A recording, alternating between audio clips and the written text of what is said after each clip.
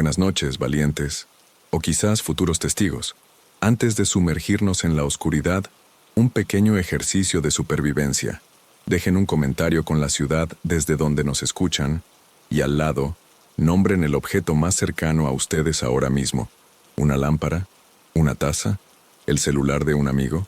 Piensen bien, porque esa podría ser su única defensa si la historia de esta noche decide visitarlos. Y mientras piensan en su arma improvisada, hagan algo que sí les dará una ventaja real. Suscríbanse. No es solo un clic, es unirse a la vigilia. Es la garantía de que siempre habrá alguien aquí para compartir el siguiente relato que te haga dudar si estás realmente solo. Necesitamos a todos los testigos posibles. ¿Listos? ¿Armas a la mano? Perfecto. Empecemos. Historia 1. A ver, no sé ni por dónde empezar. Llevo días dándole vueltas a esto, no puedo dormir bien, y creo que si no lo cuento, aunque sea aquí en este foro, voy a reventar. Necesito, no sé, desahogarme, ver si alguien más ha pasado por algo así, o si me estoy volviendo loco de verdad. Trabajo en una gasolinera. Sí, de esas que están en medio de la nada, en una carretera secundaria. El turno de noche, por supuesto. Es lo que hay. La verdad es que es aburrido, pero tranquilo. O lo era. Hasta hace como un mes. Al principio, lo juro, pensé que era el cansancio. Ya sabes, la mente te juega malas pasadas cuando llevas 11 horas de pie y solo ves coches pasar. Empecé a notar que algunos clientes se repetían mucho. No hablo de los típicos que viven cerca y vienen siempre, no. Hablo de gente que aparecía a horas muy específicas y que, joder, juraría que ya los había visto esa misma noche.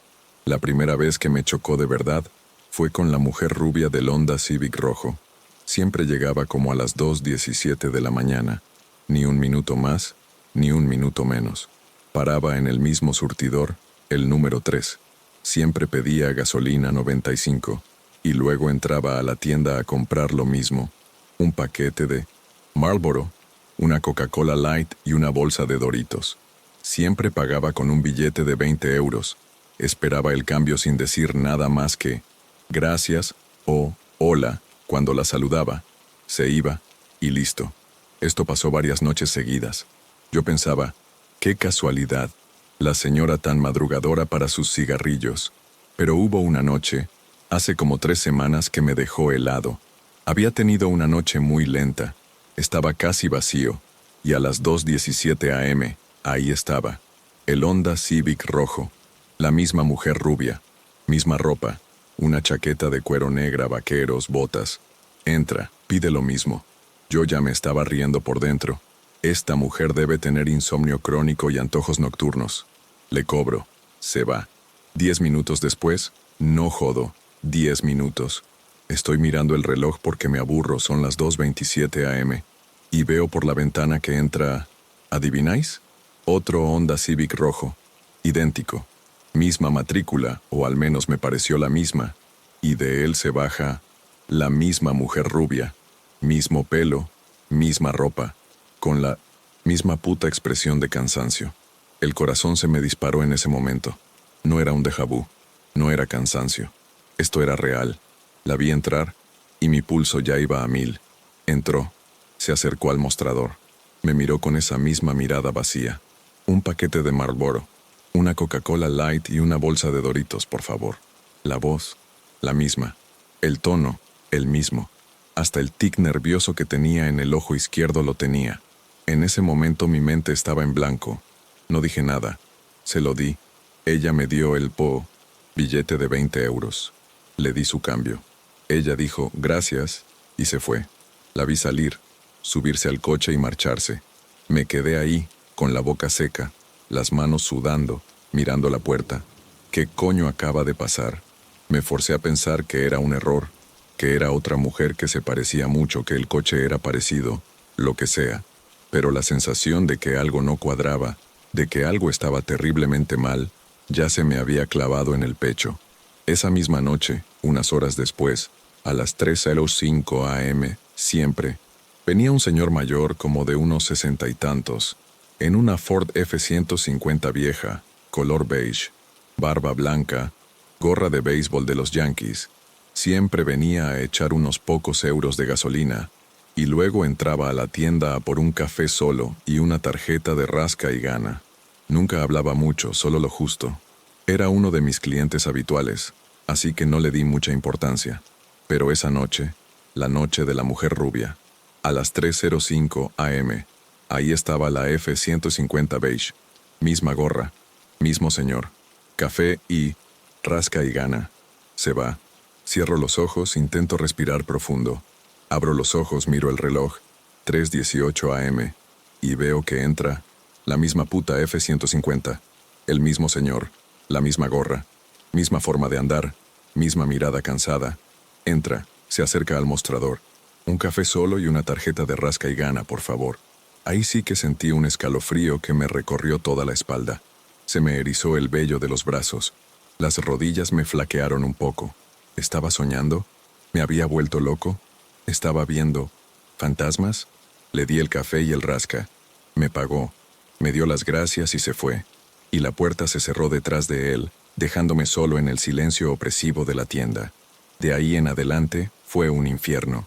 Esa misma noche, el ciclo se repitió varias veces más. La mujer rubia del Civic, el señor de la F-150, una pareja joven, que siempre venía como a las 4:00 am, discutiendo en voz baja, él con una gorra hacia atrás y ella con el pelo teñido de rosa.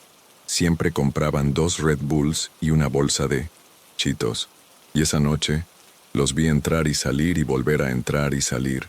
Siempre la misma discusión, los mismos gestos, la misma ropa.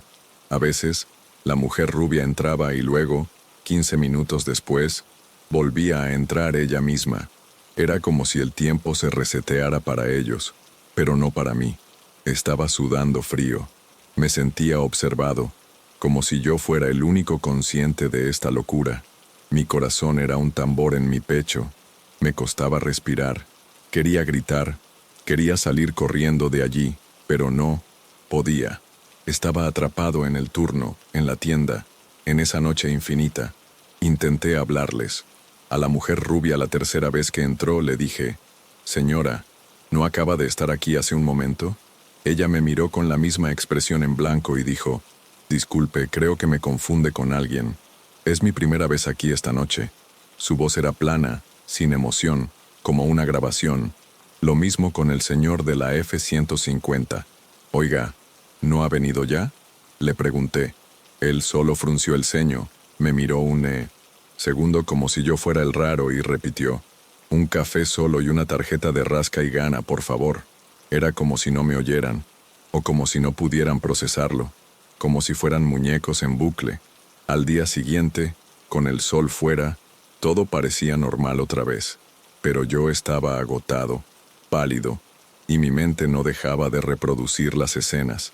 Al llegar el supervisor, un tipo ya mayor, curtido en esto, quise contárselo.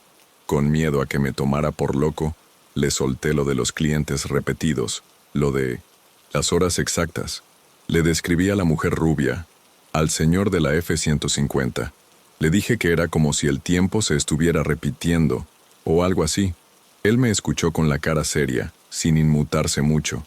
Cuando terminé, me miró fijamente con unos ojos que parecían haber visto de todo. Se tomó su café con calma, y sin apartar la vista de la carretera por la ventana, dijo con una voz muy, muy grave, «Mira, chaval, esta gasolinera lleva aquí más años que yo. Pasan cosas raras a veces. La carretera, el silencio, la noche. Es mejor no hacer preguntas. Haz tu trabajo, cobra, y si ves algo que no te cuadra, te jodes y miras para otro lado. ¿Entendido?». Su tono no era de amenaza, era de advertencia. Una advertencia que me heló la sangre más que los propios clientes. Él sabía, él lo había visto, y no quería hablar de ello. Esa noche, la siguiente a mi conversación con el supervisor, volví al turno con un miedo que nunca había sentido. Mi estómago era un nudo. Mis ojos no parpadeaban. Estaba esperando que el bucle volviera a empezar. Las 2:17 am, las 3:05 am, las 4:00 am. Mi reloj era mi tortura. Estaba pegado a la ventana, al mostrador, mi corazón en la garganta. Pero no pasó. Esa noche fue normal, lenta, aburrida. Vinieron clientes diferentes. Coches diferentes. Ninguna mujer rubia en un Honda Civic rojo. Ningún señor mayor en una Ford F-150 beige. Ninguna pareja discutiendo. Pasaron las horas. Llegó el amanecer. Y el alivio fue tan inmenso que casi me caigo de rodillas. El bucle se había roto. Se había ido. Desde entonces no ha vuelto a pasar. O al menos, no lo he notado. Sigo trabajando en el turno de noche. Sigo viendo pasar los coches. Pero cada vez que suena la puerta, cada vez que veo un coche rojo o una camioneta vieja, me da un vuelco el corazón. Miro el reloj, miro a la persona, esperando que sean ellos, los mismos, los que me hagan creer de nuevo que estoy atrapado en una pesadilla. No tengo explicación. No sé qué fue. Un fallo en la realidad. Una locura colectiva que solo me afectaba a mí. Lo que sí sé es que esa noche me cambió. Me dejó un hueco frío en el pecho.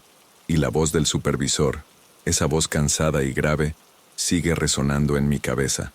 Es mejor no hacer preguntas. Y créanme, desde entonces no he hecho ni una. Pero el miedo, ese sigue ahí. Cada noche. Historia 2. Hola a todos. No sé ni por dónde empezar. Llevo meses queriendo contar esto, pero cada vez que lo intento, me entra un escalofrío que no me deja. Pero ya no aguanto. Necesito sacarlo. Necesito que alguien lo escuche, que sepa que esto pasó de verdad. Yo trabajaba como limpiador, ¿sabes? De noche. En un edificio de esos corporativos en Santa Fe, aquí en la Ciudad de México. De esos de puro cristal y acero, con oficinas que parecen de otro mundo. Turno de 10 de la noche a 6 de la mañana. Solito. Bueno, solito entre comillas, porque estaba el guardia de seguridad, pero él andaba en su rollo, en su caseta o haciendo sus rondines. Básicamente, la mayor parte del tiempo, estaba yo solo en pisos enteros. Silencio total, solo el zumbido de los servidores, el aire acondicionado y el ruido de mi carrito de limpieza. El trabajo es cansado, pero tranquilo. Ponía mi musiquita bajito en los audífonos y a darle. A veces me daba por pensar en lo que hacían los ejecutivos ahí durante el día. Computadoras apagadas, escritorios vacíos, unas vistas impresionantes de la ciudad.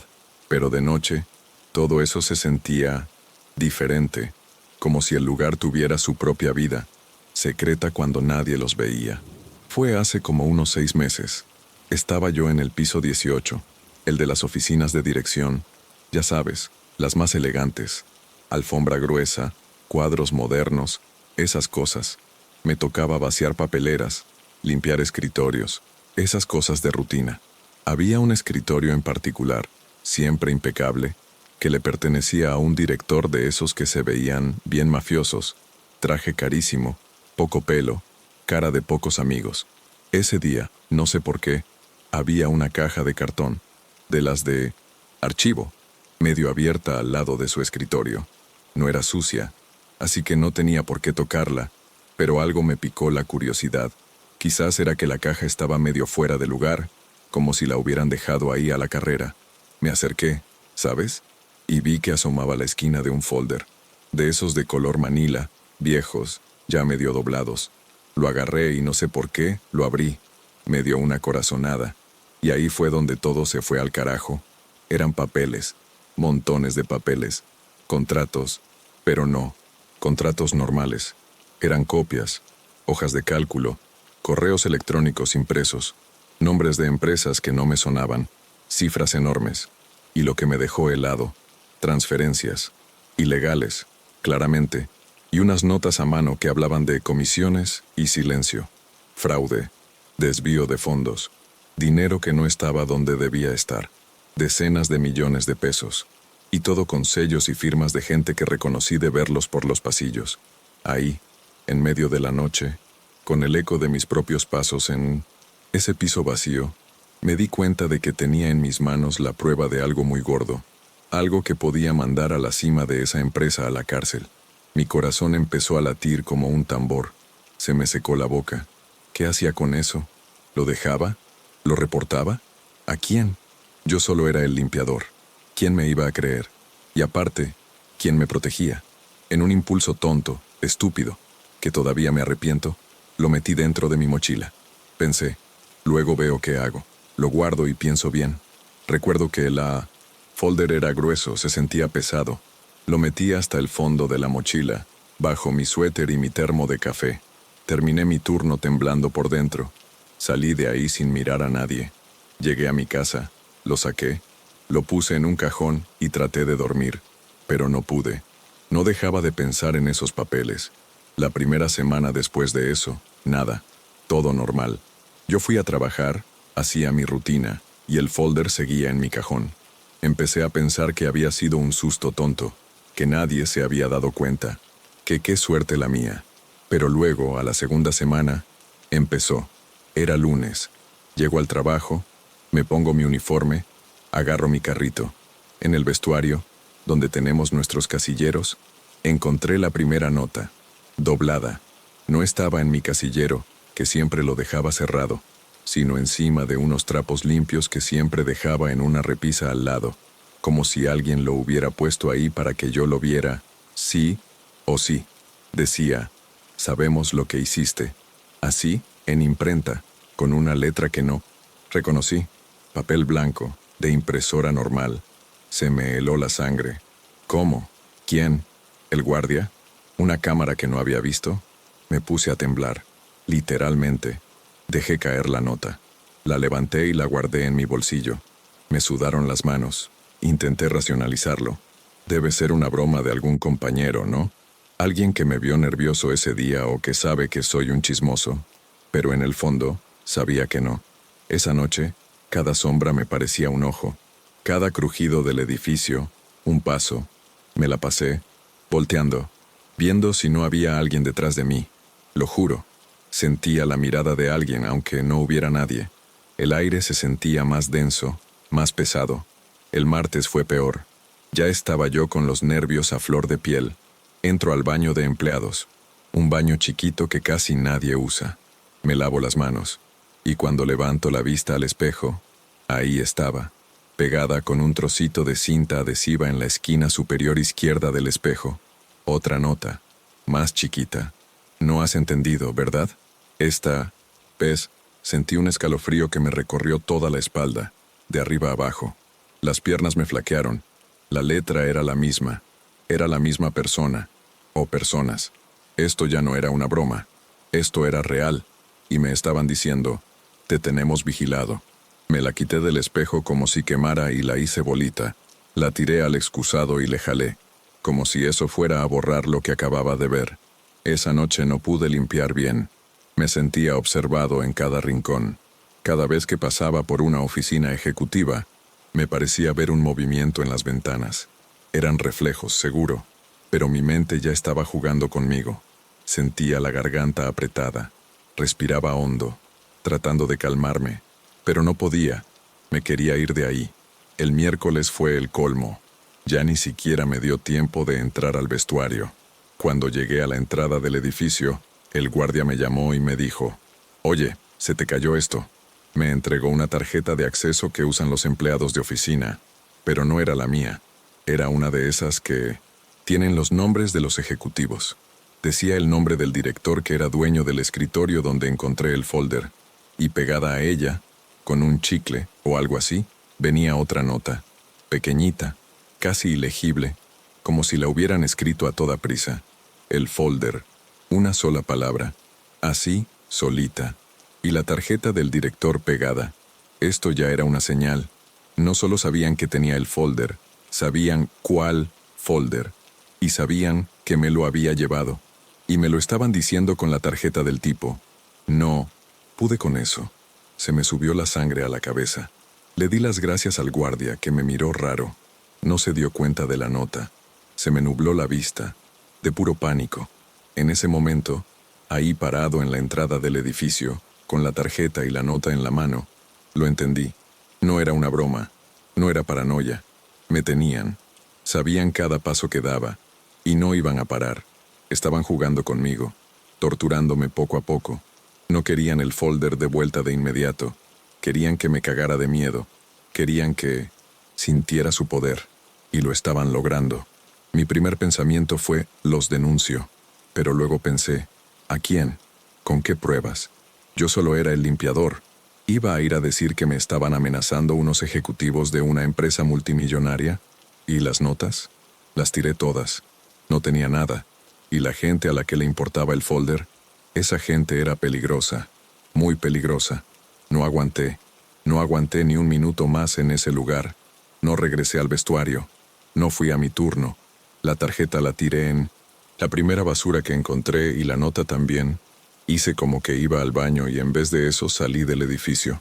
Caminé sin rumbo por Santa Fe, con un nudo en el estómago, sintiendo que en cualquier momento se me iban a acercar, que me iban a detener. No volví a ese trabajo. No llamé, no di explicaciones. Solo me fui. Agarré mis cosas de mi casa, unas pocas, y me fui de la ciudad esa misma madrugada, con el corazón en la mano, con la sensación de que me seguían. Dejé el folder en mi casa, en 1900, ese cajón. No me atreví a llevármelo. Sentí que era como una maldición. Ahora estoy en otro lado, tratando de rehacer mi vida, con un trabajo nuevo, en un lugar más pequeño, más tranquilo, pero la memoria no me deja. Todavía, cada vez que veo un papel doblado en el suelo, o escucho un ruido raro en la noche me entra el pánico. Miro por encima del hombro. Siento que me observan, que en cualquier momento va a aparecer otra nota. Y bueno, eso es todo.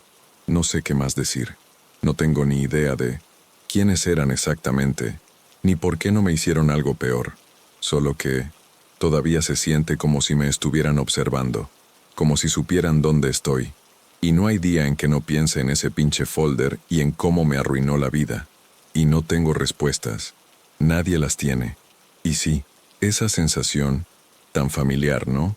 Esa de que lo inexplicable te persigue, te observa, sin que puedas hacer nada. Si te quedas con esa inquietud, si estas historias te hacen mirar por encima del hombro, considera unirte a esta comunidad.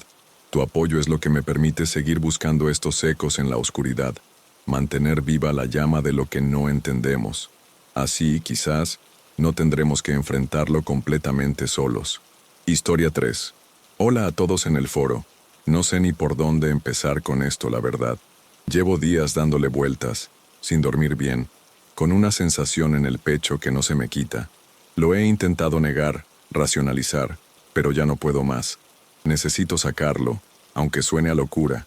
Necesito que alguien, quien sea, me diga si esto tiene algún sentido o si me estoy volviendo completamente loco. Soy panadero.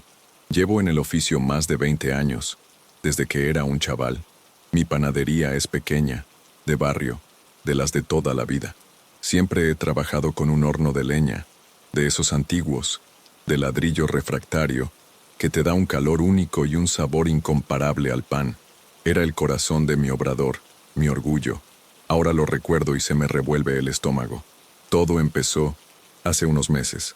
Al principio era sutil, tan sutil que lo achacaba al cansancio o a la forma en que el calor distorsiona el aire. Hacía mis turnos de noche, como siempre, en el silencio del obrador, solo con el crepitar de la leña y el zumbido de la amasadora. Mientras metía o sacaba el pan del horno, con la pala larga, miraba las llamas danzar. Y ahí fue cuando empecé a verlas. Eran sombras, no sombras normales, de las que proyecta la leña o mis propias manos. Eran siluetas, como figuras, humanas muy delgadas y estiradas, que se movían entre el fuego. Al principio pensé que era el humo, la manera en que las llamas lamían el hollín. Me frotaba los ojos, parpadeaba, y desaparecían. «Será el estrés», me decía. «Oh, necesitas unas vacaciones, Gabriel». Pero se hicieron más frecuentes. Empezaron a bailar, así lo llamo yo, como si se movieran con una extraña cadencia, retorciéndose y alargándose con las lenguas de fuego. Eran escurridizas. Si intentaba fijar la vista, se desdibujaban, volviéndose indistinguibles del fuego. Solo las veía de reojo, en el rabillo del ojo, o en esa visión periférica que tenemos cuando no estamos mirando directamente. Era como si quisieran que supiera que estaban ahí, pero sin dejarse atrapar. La primera vez que realmente me asusté fue una noche de martes. La recordaré siempre. Estaba sacando una tanda de hogazas. Eran las 3 de la mañana. La calle estaba desierta, ni un alma. Metí la pala. y al sacar una hogaza grande, la vi, una de esas sombras más definida que nunca, como un brazo alargado y oscuro, se retorció justo en la boca del horno. Mi corazón dio un vuelco. Solté un grito ahogado y casi se me cae el pan. La sombra, al instante, se disolvió en el calor. Me quedé helado, con el sudor frío corriéndome por la espalda. ¿Qué demonios ha sido eso?, pensé. Empecé a sentir escalofríos por todo el cuerpo, a pesar del calor del obrador. Esa noche ya no pude pensar en otra cosa.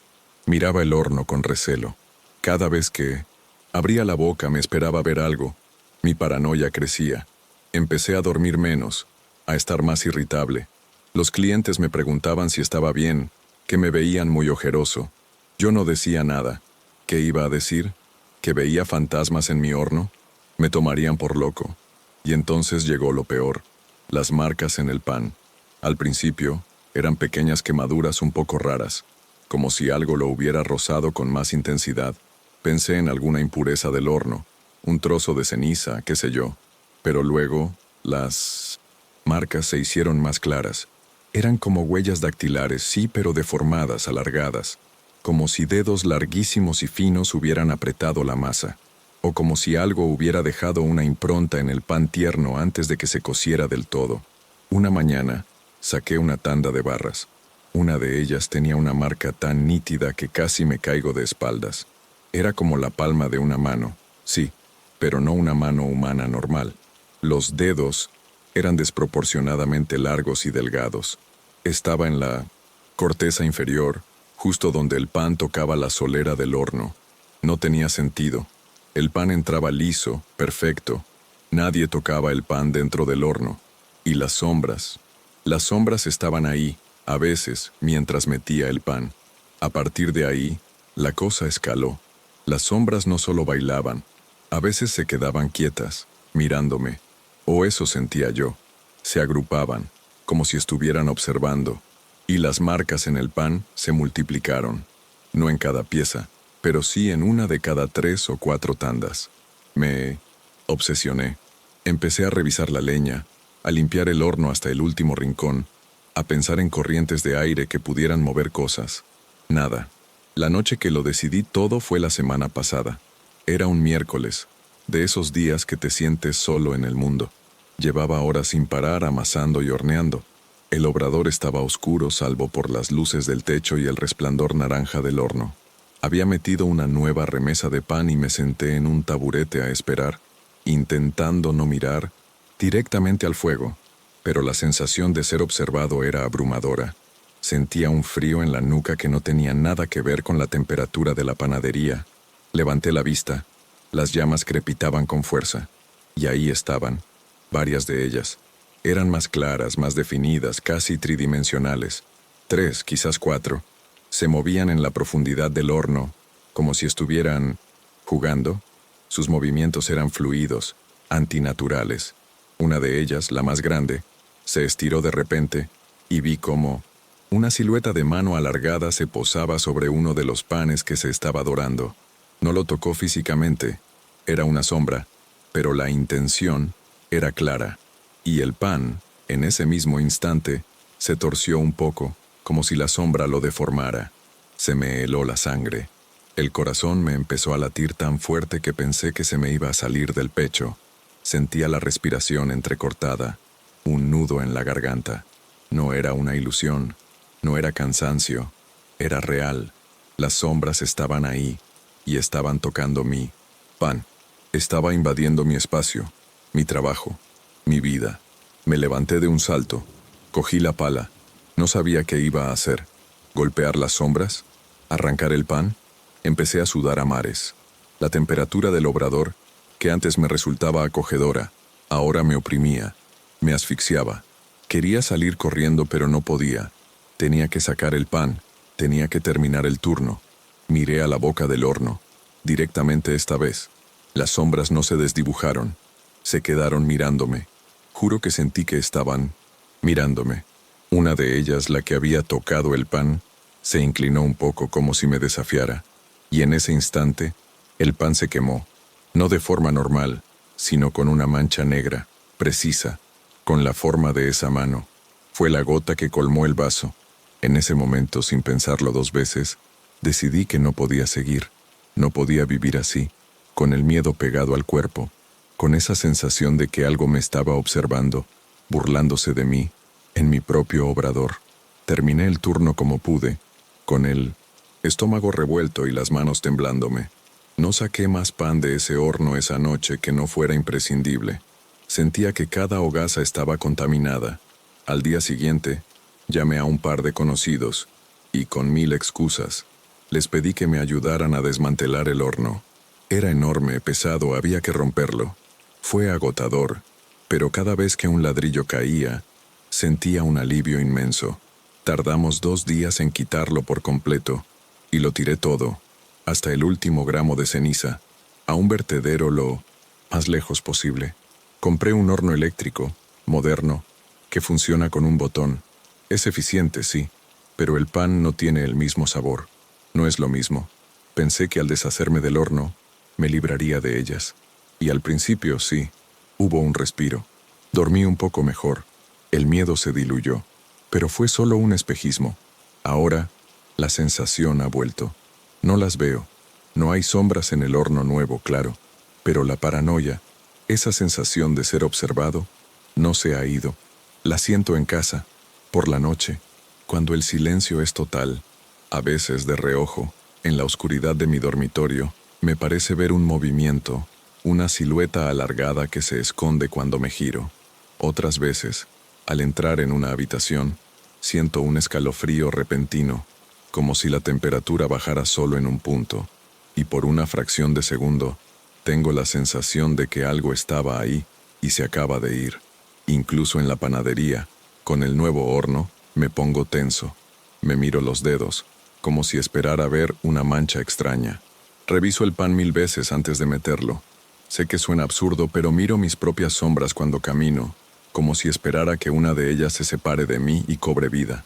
No sé si me siguieron, si esas cosas se pegaron a mí o si el horno era solo un portal. No tengo ni idea.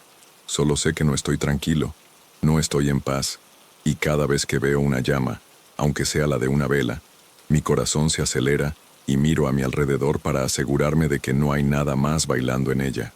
Estoy asustado, y no sé qué hacer. Historia 4. Miren, no sé ni por dónde empezar con esto.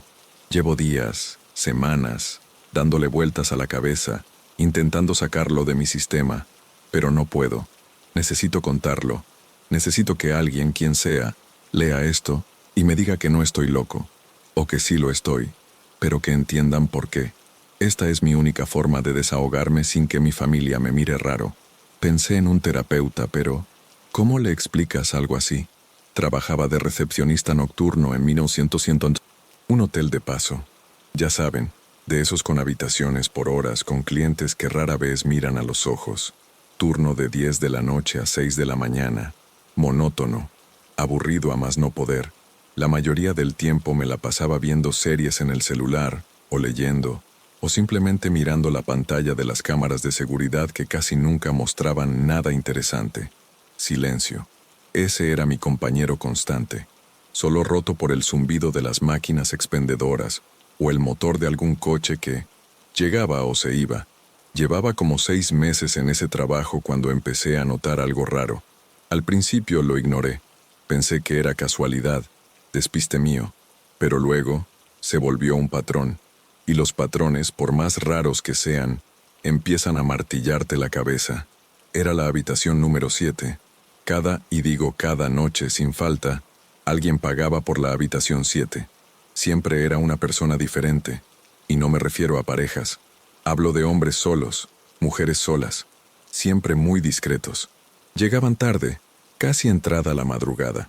Pagaban en efectivo, a veces sin hablar, solo extendiendo la mano con el dinero y un gesto de cabeza. Nunca pedían llave. Decían que ya tenían una, o que era para alguien. Algo así.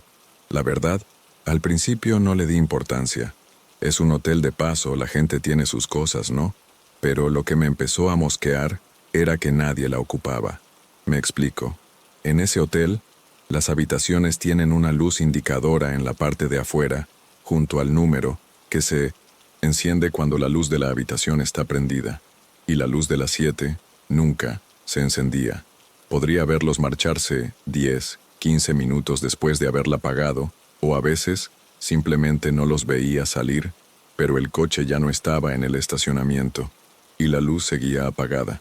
Un día después de que un tipo con sombrero y gabardina, sí, gabardina, en pleno verano, ¿quién usa gabardina en verano?, pagara por las 7 y se esfumara antes de que yo pudiera parpadear, me dio por revisar el registro. La habitación 7 había sido pagada por los últimos 3 meses, todas las noches, siempre por nombres diferentes, nombres que sonaban normales pero rara vez se repetían, y la hora de entrada siempre era entre las 2 y las 4 de la mañana.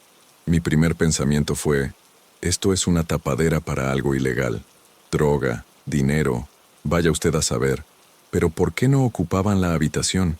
¿La usaban como buzón? ¿Para qué pagarían si no la usaban? La curiosidad me empezó a corroer. No era miedo aún, solo una picazón en el cerebro. Las noches se hicieron más largas. Cada vez que alguien venía a pagar por las 7, me quedaba viéndolos por la cámara, intentando descifrar qué clase de persona era. Parecían gente normal, ¿saben? Nada de aspecto de maleantes ni de gente con estrés. Algunos se veían cansados, otros con prisa, pero todos compartían esa extraña discreción, ese aire de no me molesten, solo vengo por lo mío y me voy. Una noche, la curiosidad me ganó. Ya era casi la hora de mi salida y las 7 estaba ocupada por un nombre que ni me sonaba. Nadie había entrado ni salido en horas.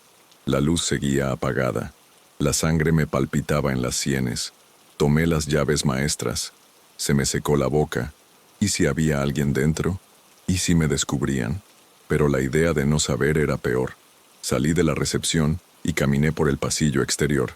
Cada paso resonaba en el silencio. La luna llena iluminaba el estacionamiento vacío. El aire estaba pesado, quieto. Llegué a la puerta de las 7. El número brillante en la oscuridad, invitándome. Mi corazón golpeaba contra mis costillas como un tambor de guerra. Saqué la llave, temblándome la mano, y la metí en la cerradura. El clic sonó fuerte, demasiado fuerte. Abrí la puerta lentamente, un poco, luego más. La habitación estaba a oscuras. No había olor a cigarro, ni a perfume barato, ni a nada. Solo el olor a hotel viejo, a ambientador rancio. Estiré la mano y encendí la luz del techo. La luz blanca y fría inundó la habitación. Estaba vacía, completamente. Ni una arruga en la cama, ni una toalla en el suelo, como si nadie la hubiera tocado, excepto por una cosa. Sobre la mesita de noche había una libreta, pequeña, de tapas negras, de esas que venden en cualquier papelería barata. Estaba cerrada. Mis manos me sudaban.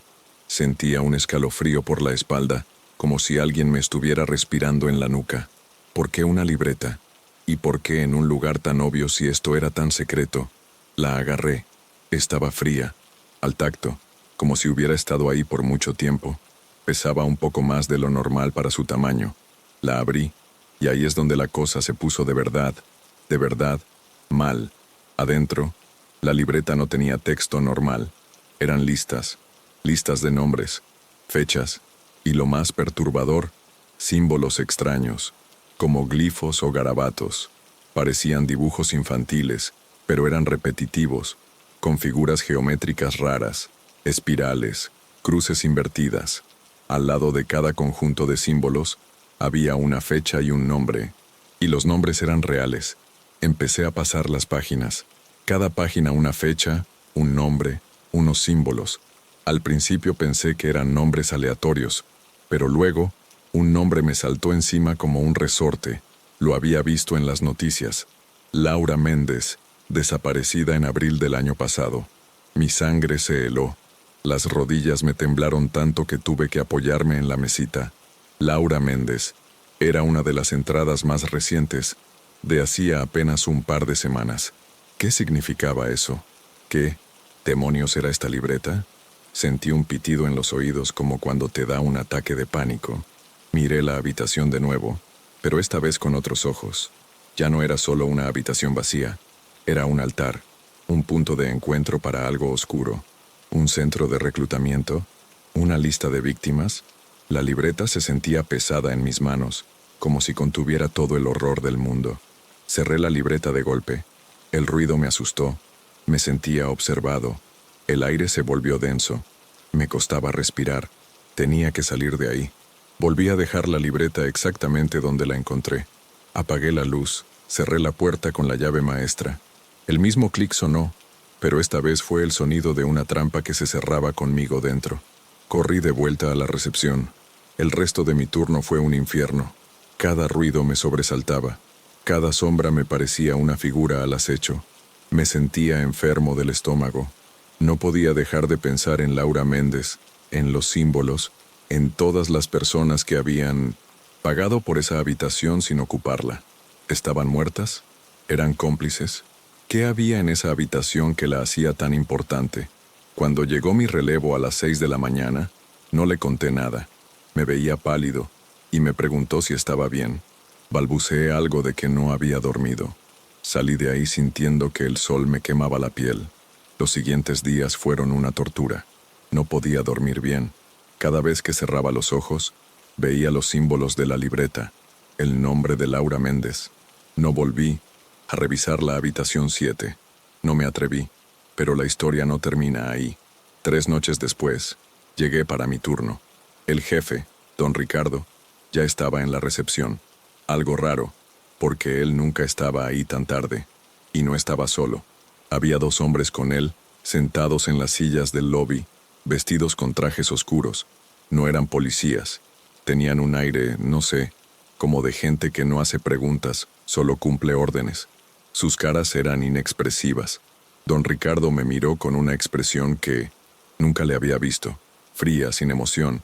«Diego», dijo. Su voz era plana. «Necesito hablar contigo un momento». Mi corazón se disparó. Sabía que era por la habitación 7. Lo sabía. ¿Cómo? No tengo ni idea. ¿Cámaras ocultas? ¿Me vieron cuando entré? ¿La libreta tenía algo? Me hizo una seña para que pasara a la pequeña oficina detrás de la recepción. Los 2 hombres de traje no se movieron, pero sentía sus ojos clavados en mi espalda. Una vez dentro, don Ricardo cerró la puerta. Ni siquiera se sentó. Se cruzó de brazos. «¿Sabes por qué estás aquí, verdad, Diego?», me preguntó. Su voz era baja, casi un susurro, pero me pareció un trueno. No pude responder. Me quedé mudo. La garganta se me cerró. Él suspiró, como si estuviera cansado. «Mira, no quiero problemas. Esto es un asunto delicado. Te vi entrar a la habitación 7. Y no solo eso. ¿Sabes de qué hablo? Yo solo tenía curiosidad». Logré balbucear. Fue la peor excusa del mundo. Lo sé. Don Ricardo negó con la cabeza lentamente. «Curiosidad, sí. La curiosidad mató al gato, ¿recuerdas? Pues en este negocio la curiosidad te puede matar a ti y a mí, y a mucha gente más». Hizo una pausa. «Estás despedido, Diego. Vete ahora mismo. Y no vuelvas a pisar este lugar. No intentes preguntar nada. No intentes buscar nada. Olvida todo lo que viste y oíste. Si lo haces, no habrá problemas». Lo dijo sin una pizca de amenaza en la voz, pero la forma en que lo dijo, tan calmado, tan definitivo, fue mucho peor que cualquier grito. Era una sentencia. Los 2 hombres de traje ya estaban de pie cuando salí de la oficina. Solo me miraron. Sus ojos eran como agujeros negros. No dijeron nada. No me detuvieron. Pero la forma en que me miraron, como si yo fuera una mancha que debía borrarse, me persigue hasta hoy. Tomé mis cosas de mi casillero tan rápido como pude. Salí del hotel, sin mirar atrás. Era de madrugada. La calle estaba vacía. Caminé sin rumbo, el aire frío en mi cara. Tenía la garganta seca y el corazón latiendo a 1000 por hora. Nunca volví a ese hotel. Nunca volví a pasar por esa calle.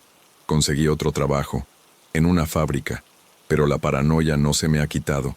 Cada coche que se detiene cerca de mí, cada cara desconocida que me mira 2 veces, me hace sentir un escalofrío. ¿Era una amenaza lo de don Ricardo? ¿O una advertencia? Hasta el día de hoy, no sé qué era la habitación 7. No sé quiénes eran esas personas. No sé qué significaban los símbolos, ni por qué estaba el nombre de una persona desaparecida. No lo sé. Y lo peor de todo es que sé que nunca lo sabré. Simplemente se detuvo, así, de golpe, como si nunca hubiera pasado, pero pasó, y yo estuve ahí, y eso me está matando por dentro, esa sensación de que algo se queda contigo, de que la realidad se deforma de formas que no podemos entender, es precisamente lo que buscamos explorar aquí. Si te quedas pensando después de cada relato, si estas historias que te persiguen son las que te llaman, te invito a que formes parte de esta comunidad. Tu suscripción es lo que me permite seguir adentrándome en esos rincones oscuros, buscando y compartiendo contigo muchas más experiencias inexplicables. Es la mejor manera de asegurar que sigamos encendiendo una luz en lo desconocido, juntos. Historia 5. Bueno, a ver, sé que esto suena a locura, a esas historias que se ven en YouTube, pero juro por lo más sagrado que lo que me pasó es tan real como el teclado bajo mis dedos. Llevo semanas dándole vueltas, sin dormir bien, mirando por encima del hombro. Necesito contarlo. Siento que si no lo suelto me va a explotar la cabeza. No sé qué pasó, no tengo respuestas, y eso es lo que más me carcome. Trabajo de camarero desde hace años en un bar de mi barrio, el Rincón del Bohemio. Es un sitio de toda la vida, de esos con solera, con las paredes de ladrillo visto, iluminación tenue y un olor a café y cerveza que ya forma parte de mí. Los dueños son una pareja mayor, de esas que lo han dado todo por el negocio. Yo ya, soy casi de la familia. Esto pasó hará cosa de un mes y medio, un martes. Los martes suelen ser tranquilos. Esa noche, más aún, caía una lluvia fina desde media tarde y apenas había habido gente. Ya eran casi las 11:30, y yo estaba más pendiente de recoger las últimas mesas y fregar la barra que de otra cosa. Me frotaba los ojos pensando en mi cama. La puerta se abrió y entró una ráfaga de aire frío que me hizo encogerme. Miré. Ahí estaba él. Un tipo raro. No sabría decirte la edad, pero daba la impresión de ser de otra época. Llevaba un traje de paño grueso, de un gris oscuro, y un sombrero de ala ancha que le cubría media cara. No era un disfraz, ¿sabes? Era como si esa ropa fuera su segunda piel. El sombrero estaba mojado por la lluvia y goteaba un poco. Cuando se lo quitó para colgarlo en el perchero junto a la puerta, pude verle la cara, pálida, con arrugas profundas alrededor de los ojos, pero no de viejo, sino como de haber visto mucho. Tenía una mirada extraña, como perdida, pero a la vez muy serena, y sus ojos eran de un azul tan claro que casi parecían transparentes. Se sentó en la mesa del rincón, esa que da a la calle y que casi siempre está vacía por lo oscura que es. No hizo ruido, no arrastró la silla. Simplemente se sentó y se quedó mirando hacia afuera, a la lluvia. Me acerqué, con esa sonrisa forzada que ponemos cuando estamos cansados. Buenas noches. ¿Qué va a tomar? Tardó unos segundos en girar la cabeza, como si yo lo hubiera sacado de un trance. Su voz era grave, un poco áspera, como si no la usara mucho. Un coñac, uno bueno si es posible. Le serví el coñac, un Torres 10, y se lo puse en la mesa. No dijo nada más. Solo lo cogió, le dio un trago lento y volvió a mirar por la ventana. Yo hice como que recogía el resto de las mesas, pero no podía dejar de echarle un ojo de reojo. Era tan inmóvil, parecía una estatua, no parecía tener prisa. Pasaron unos 15 minutos. Se terminó el coñac, dejó el vaso vacío y me hizo una señal con la cabeza. La cuenta. Me acerqué. Le dije el precio, eran 5 euros. El hombre metió una mano en el bolsillo interior de su chaqueta. Sacó un monedero de cuero viejo, de esos que usaban nuestros abuelos, y lo abrió. Mis ojos se abrieron un poco. Dentro no había euros, ni billetes de ahora. Eran otra cosa. Sacó un billete. Era de esos que llamamos billetes antiguos, amarillento, con un diseño que no reconocía. Parecía de otra moneda, de otro país, o de una época muy lejana. Estaba un poco deteriorado por los pliegues, pero se veía que no era de ahora. Y luego sacó 2 monedas. Una era de un tamaño normal, pero la otra, esa era la que me llamó la atención de verdad. Era más grande, pesada, de un metal oscuro, casi negro, como la plata muy oxidada. Tenía grabado un escudo y un año. No pude verlo bien en ese momento, pero me pareció que el escudo era familiar. Me quedé un segundo con el dinero en la mano, parpadeando. El billete era claramente de Mehmet Dyson, colección, y las monedas también. ¿Me estaba pagando con eso? ¿Era una broma? Disculpe, señor, ¿este dinero es de curso legal? El hombre me miró fijamente. Sus ojos transparentes tenían una profundidad que me dio un escalofrío. Sonrió, apenas un movimiento de los labios, y fue una sonrisa que no me gustó nada. No era amable, ni divertida. Era distante. Es dinero. Siempre lo ha sido. Y se levantó. Se puso el sombrero, se ajustó el traje y salió del bar tan silencioso como había entrado. Ni un gracias ni un buenas noches. Simplemente se fue y la lluvia seguía cayendo. Me quedé ahí en medio del bar vacío, con ese billete raro y esas monedas pesadas en la mano. Lo miré bien. El billete era de 100 pesetas, de los que tenían la efigie de un señor con barba y bigote, de los de antes de los 80, calculé. Y las monedas, la pequeña parecía una moneda de 2,50 pesetas, también de las antiguas. Pero la grande, esa moneda era lo más extraño. Era de 10 pesetas, pero no como las que yo conocía. En una cara tenía el escudo de España de la época, pero en la otra tenía grabado el frontal de un edificio, y era sin duda la fachada de El Rincón del Bohemio. Reconocí cada detalle, las 2 ventanas grandes, el toldo, incluso la forma de la puerta, y justo debajo, con una caligrafía elaborada, el año, 1924. Sentí un escalofrío que me subió por la espalda hasta la nuca. 1924. Pero sí, El Rincón del Bohemio se fundó en 1957. Mis jefes siempre lo han dicho. Lo tienen puesto en un cuadro con fotos antiguas a la entrada. El bar no existía en 1924. Era imposible. Me froté los ojos. ¿Estaba tan cansado que veía cosas? Miré de nuevo la moneda. No, ahí estaba. Clarísimo. El Rincón del Bohemio. 1924. La cabeza me empezó a dar vueltas. ¿Una falsificación? ¿Una moneda conmemorativa de otro bar con el mismo nombre en otro sitio? Pero no, el escudo del bar era único. Y el edificio era este. Me quedé un buen rato con la moneda en la palma de la mano, sintiendo su peso, una sensación helada que parecía venir de ella. La metí en el bolsillo, junto con el billete y la otra moneda. Terminé de limpiar, fui a casa, y apenas pude dormir. Esa imagen del hombre, su mirada y la moneda daban vueltas en mi cabeza. Al día siguiente, a primera hora, antes de ir al bar, cogí la moneda y el billete y me fui a una tienda de antigüedades y numismática que hay cerca, en una callejuela. El dueño, don Pedro, es un viejecito que sabe de todo de monedas y billetes. Entré. Don Pedro estaba con sus lupas examinando unas piezas. Buenos días, don Pedro.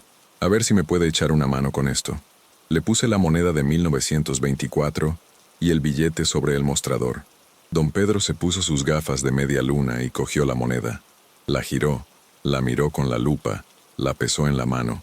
Su ceño se fue frunciendo poco a poco. Interesante. Una pieza de 10 pesetas de plata, supongo. El grabado es muy bueno, de época. Y este escudo... Entonces levantó la vista, me miró y sonrió. Vaya, es el escudo de vuestro bar, ¿verdad? El Rincón del Bohemio. Qué curioso. ¿Alguna edición conmemorativa especial? Yo asentí, expectante. Él volvió a mirar la moneda. Lo que no me cuadra es la fecha, muchacho.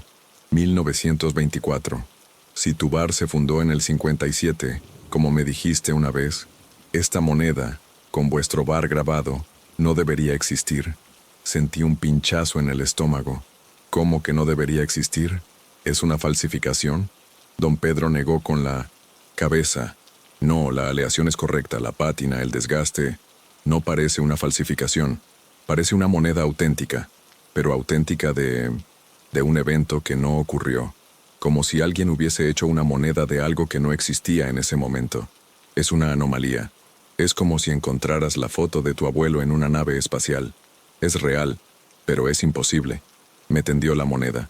Mi mano temblaba un poco al cogerla. El frío de la moneda se extendió por mi palma, como si me quemara. ¿Y el billete?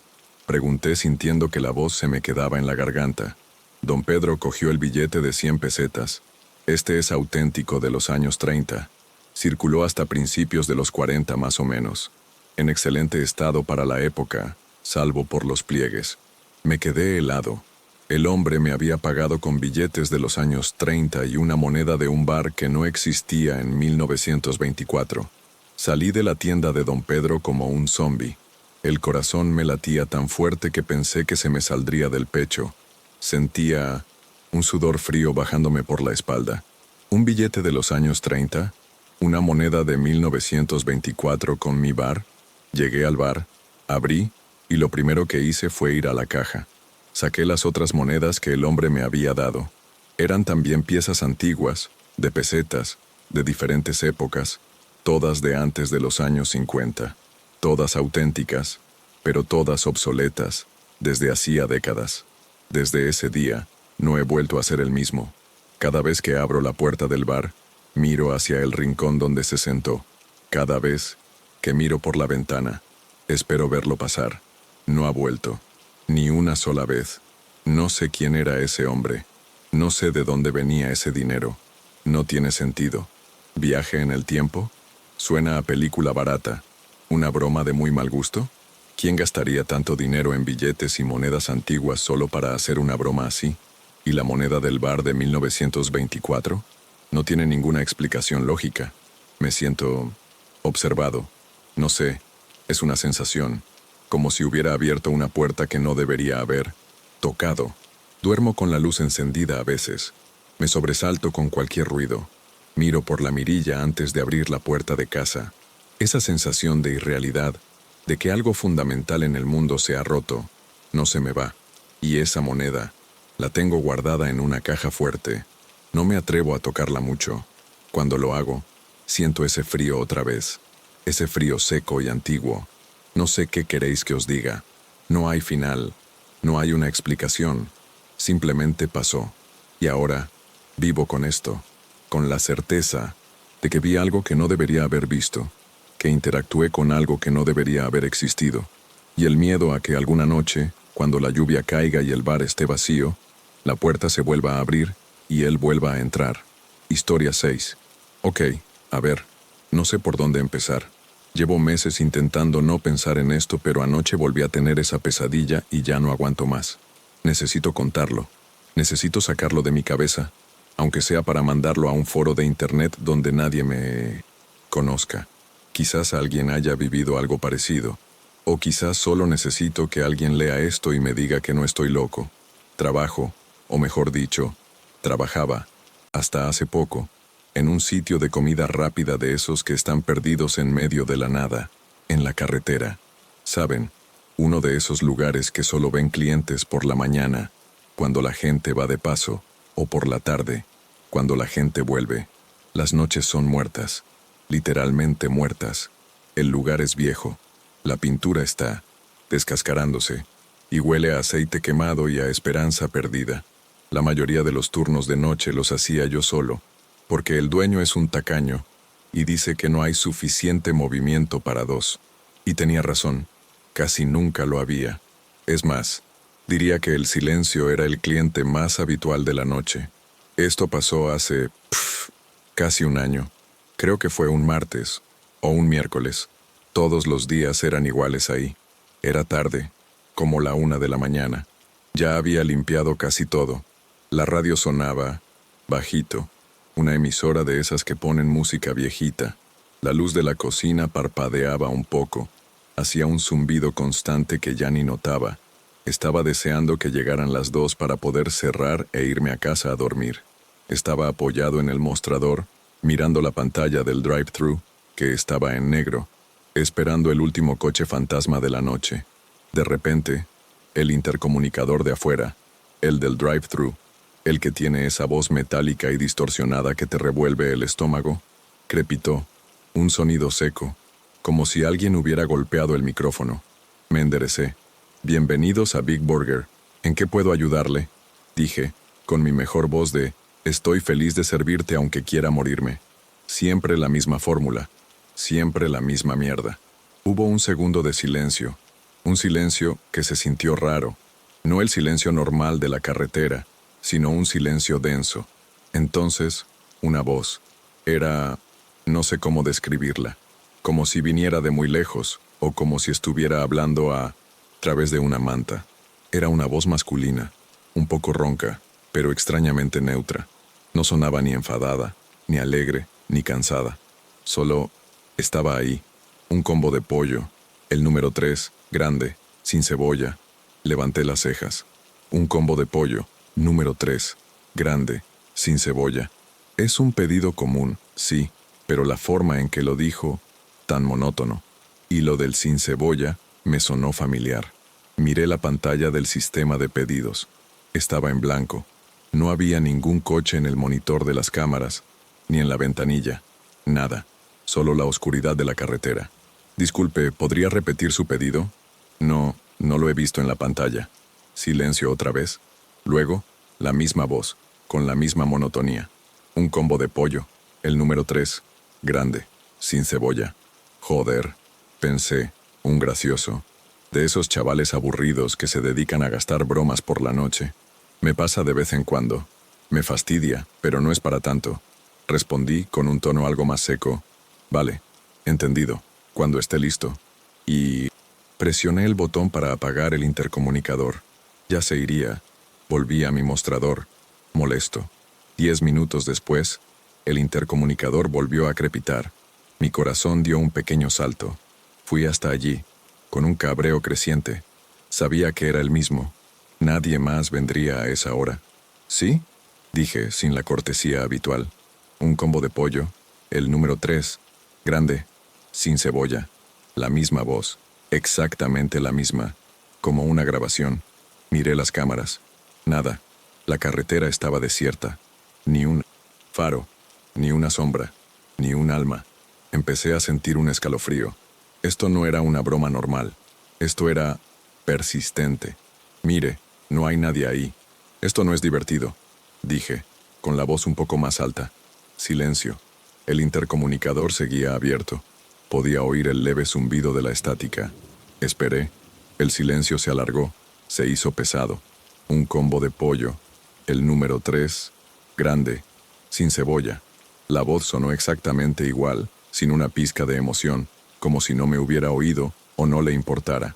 Ahí fue cuando la irritación se transformó en algo más. Apagué el intercomunicador de golpe. Mi respiración se aceleró. Fui corriendo a la parte de atrás, donde están los monitores de seguridad. Pasé por todas las cámaras, una por una.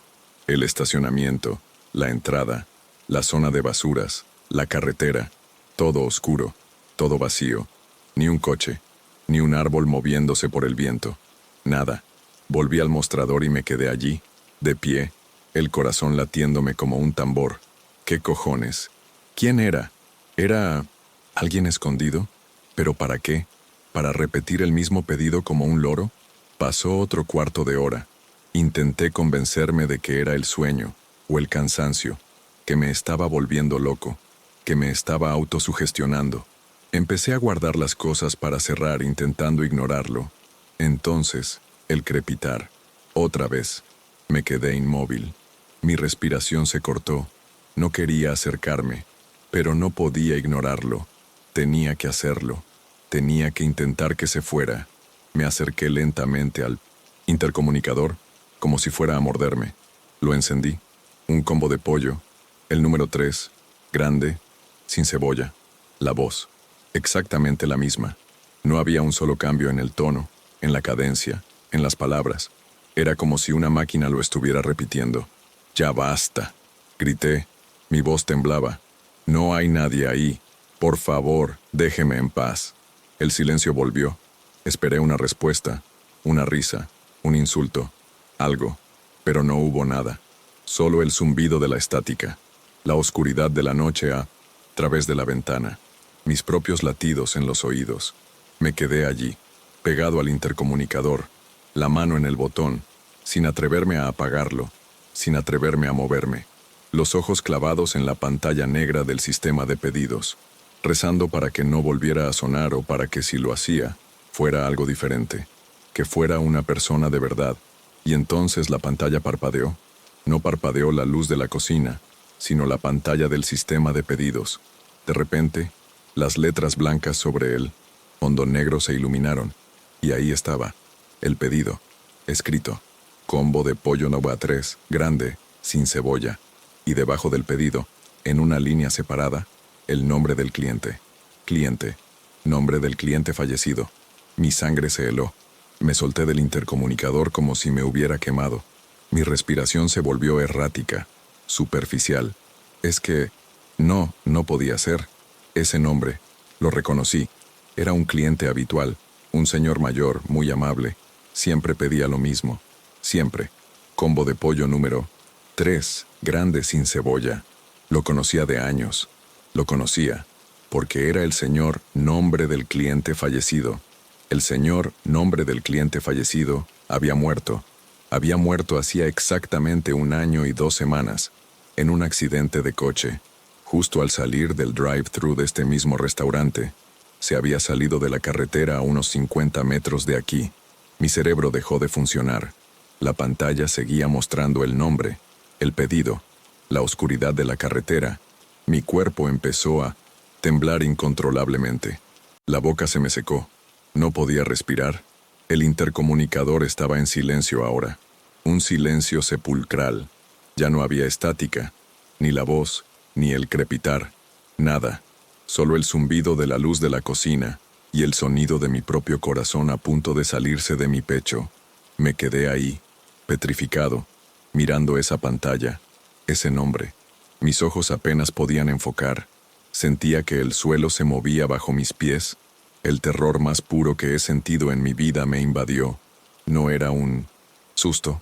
Era una sensación de que algo fundamental y horrible había roto mi realidad. No sé cuánto tiempo pasó. Minutos. Quizás más. Solo sé que en algún momento, la pantalla se puso en negro otra vez. El nombre desapareció. El pedido desapareció. Todo volvió a ser un vacío. El resto de la noche es un borrón. Cerré como pude. No recuerdo el camino a casa. No dormí en días. Dejé ese trabajo 1 semana después. No pude. No podía volver a ver esa pantalla, a oír ese intercomunicador. Nunca volvió a pasar. Nunca más. Simplemente se detuvo. Exactamente como había empezado. Sin una explicación. Sin una razón. Solo pasó. Y ahora, cada vez que veo un drive-thru en la carretera, o cada vez que oigo un intercomunicador, o incluso cuando el silencio es demasiado profundo por la noche, lo recuerdo. La voz, el pedido, el nombre en la pantalla, y el vacío al otro lado del cristal. Sigo sin entenderlo, y no creo que lo entienda nunca. Solo sé que no quiero volver a trabajar de noche en la carretera. Nunca. Esa sensación, esa incertidumbre de lo que acecha más allá de lo visible, de lo lógico, es lo que nos une en este canal, ¿verdad? Historias como esta, que no se pueden explicar, que se quedan contigo mucho después de escucharlas. Si te resuena, si quieres seguir explorando conmigo esos rincones donde la realidad se dobla y lo inexplicable toma forma, considera unirte a la familia del canal. Tu apoyo es lo que me permite seguir buscando y compartiendo estos relatos que nos persiguen. Asegúrate de que no te pierdes el próximo. Te espero. Historia 7. Hola a todos. Sé que esto es un foro para compartir cosas, desahogarse, y la verdad es que necesito hacer esto. Llevo días, o semanas, no sé, sin poder dormir bien. Cada vez que cierro los ojos veo esas cajas, siento esa mirada. Es una sensación que no se va, y pensé que quizás si lo escribo, si lo suelto, aunque sea aquí en el anonimato, tal vez me ayude a procesarlo. No estoy buscando explicaciones, ni que me digan que es mi imaginación. Lo viví. Fue real. Y sigo asustado. Trabajo en una casa de empeño en Tijuana. Ya se imaginarán, ¿no? Un lugar donde ves de todo, desde joyas de abuela hasta televisores robados. Es un trabajo tranquilo la mayor parte del tiempo, monótono, pero de vez en cuando te topas con cosas raras, cosas con historias detrás que prefieres no conocer. Pero lo que pasó hace unas semanas, eso fue otra cosa. Era un turno de noche. Ya saben, el que nadie quiere. Estoy yo solo. La calle vacía. Solo el ruido lejano del tráfico y algún perro ladrando. Sonaba el viejo radio con alguna estación de cumbia. Bajito. Todo normal. De repente, como a eso de las 10, escucho un golpe en la puerta trasera. Es raro. A esa hora nadie entrega nada. Me asomé por el agujerito y no vi a nadie. Pensé que sería algún vato tirando botellas, pero luego vi la primera caja. Estaba justo en el escalón de atrás, una caja de cartón marrón, de esas que usan para mudanzas, pero sin ninguna etiqueta, ni remite, ni nada. Solo el cartón liso y un poco manchado como si hubiera estado bajo la lluvia o en un charco. Me dio mala espina, pero mi trabajo es aceptar paquetes, ¿no? Aunque estos no fueran los típicos de paquetería. La levanté. Pesaba más de lo que parecía, y el cartón estaba húmedo, pegajoso. Un escalofrío me recorrió la espalda. La metí dentro, la puse sobre el mostrador y la abrí con el cúter. Un olor a metal viejo y algo más, como a humedad y sangre seca, me golpeó. Ahí, dentro envuelto en un trapo oscuro, había un reloj de pulsera, un reloj de hombre de los viejos, de esos de cuerda, pero no era el reloj lo que me heló la sangre, era la mancha, una mancha marrón oscuro, casi negra, que cubría la mitad de la correa y parte de la esfera. Era sangre, seca, mucha sangre. El estómago se me revolvió. ¿Quién mandaba esto? ¿Y por qué así? Lo dejé a un lado, sintiendo el pulso acelerarse. Decidí que lo reportaría a la mañana siguiente. Mi jefe se encargaría. Pasó como una hora. Yo seguía inquieto, mirando la caja, el reloj. Estaba pensando en si debía llamar a la policía. Otra vez el golpe. Esta vez más suave, como si algo cayera. Fui a ver. Otra caja. Idéntica a la anterior. Mismo cartón, mismas manchas. Esta vez dudé en abrirla, pero la curiosidad, o no sé qué, me ganó. La metí, la puse junto a la otra. El olor era el mismo, quizás más fuerte. Dentro había una navaja de muelle, de esas que se abren con un clic. La hoja estaba cerrada, pero el mango, de madera oscura, estaba empapado de la misma mancha marrón. Y no era una manchita, era como si la hubieran sumergido. La dejé caer sobre el mostrador, con un ruido seco. Se me puso la piel de gallina. Esto no era normal. Alguien estaba dejando estas cosas, pero ¿quién? ¿Y por qué aquí? ¿Era una amenaza? Empecé a sentirme observado. La tienda es grande, con pasillos llenos de cosas. Relojes cucú, guitarras, televisiones, herramientas. Cada sombra parecía moverse. Cada crujido del suelo de mi madera sonaba como un paso. Miraba los relojes en la pared, sus manecillas moviéndose, y juraría que el reloj de pulsera que había sacado de la primera caja, que había dejado a un lado, también se había movido. No solo sus manecillas internas, sino el reloj mismo, unos milímetros. Descarté la idea. Debía ser el cansancio, la paranoia. Unos 30 minutos después, otra vez. El golpe, esta vez más fuerte, como si la hubieran arrojado con algo de fuerza. La tercera caja, la misma, pero esta vez, la mancha de sangre era más fresca, más roja, como si la hubieran puesto hace poco. Ya no dudé. Sabía que no debía, pero la abrí. El olor casi me hizo vomitar. Dentro había una cartera de piel, de hombre, de esas que van dobladas. Estaba empapada. Literalmente chorreaba. La saqué con cuidado usando el mismo trapo. Dentro, un permiso de conducir, un nombre, una foto, la cara de un hombre joven. Mis manos temblaban tanto que la cartera casi se me cae. ¿Era la víctima? ¿Era esto un mensaje? ¿Una advertencia? Miré a mi alrededor. La tienda estaba en silencio. Solo el zumbido de los fluorescentes y el tic-tac de los relojes. Pero ya no era un silencio normal. Era un silencio denso, pesado, lleno de algo que no entendía. Sentí un frío que me llegó hasta los huesos. A pesar de la noche un poco cálida, me di la vuelta para mirar las cajas y el reloj de la primera caja. Estaba un poco más lejos de donde lo había dejado. No fue mucho, quizás 5 o 10 centímetros, pero estaba más lejos. Y la navaja estaba apuntando en una dirección diferente. Sentí un escalofrío que me recorrió la espina dorsal. No me lo había imaginado. Las cosas se estaban moviendo, solas. El corazón me latía tan fuerte que creía que se me iba a salir del pecho. La respiración se me aceleró, sudaba frío. Me quedé inmóvil, mirando fijamente los objetos. No se movían, pero sabía que lo habían hecho. Me sentía paralizado por el miedo, pero al mismo tiempo quería correr, salir de ahí. De repente, escuché un ruido, un raspado muy ligero, casi inaudible, como si algo pequeño se arrastrara por el mostrador. Mis ojos se clavaron en la cartera.